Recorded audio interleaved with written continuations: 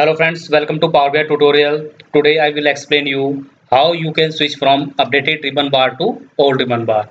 As you see here, this is Microsoft Power BI updated version, and in updated version Microsoft hide the icon names. Here you will see only icons, and if I talk about old ribbon bar, see this is old ribbon bar.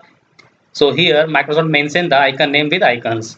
So to see the name, you can easily identify the icons functionality. See, this is get data icon. From here you will import data. This is recent source icon. It will show you your connection history. From here you can enter data. This is edit queries icon. This is new page icon and all.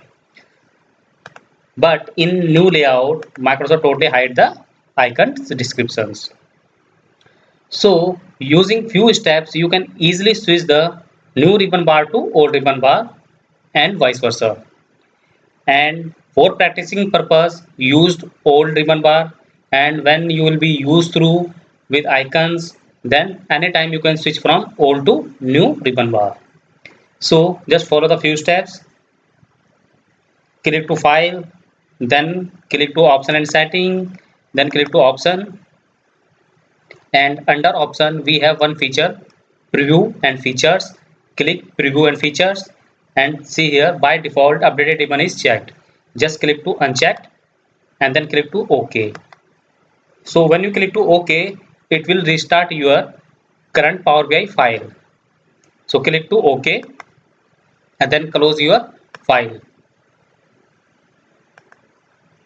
and then again open your Power BI file.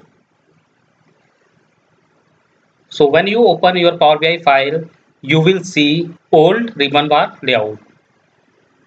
See, this is old ribbon bar layout.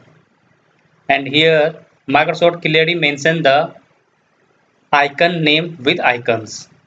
Okay. So for practicing purpose, use old ribbon bar, and always remember one thing, only ribbon bar layout will be changed, feature will be remain same.